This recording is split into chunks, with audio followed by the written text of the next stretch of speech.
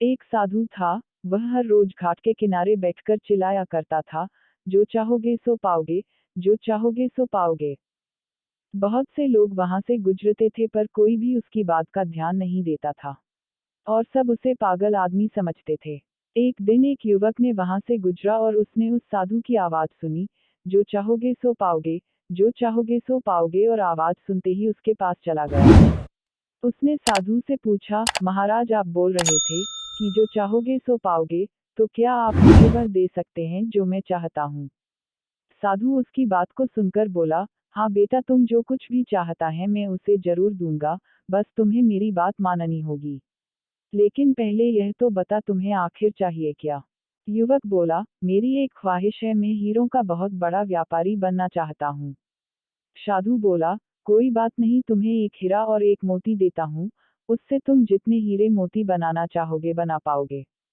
और ऐसा कहते हुए साधु ने अपना हाथ आदमी के हथेली पर रखते हुए कहा, पुत्र मैं तुम्हें दुनिया का सबसे अनमोल हीरा दे रहा हूँ, लोग इसे समय कहते हैं, इसे तेजी से मुट्ठी में पकड़ लो, इसे कभी मत गवाना, तुम इससे जितना चाहो उतना हीरा बना सकते हो।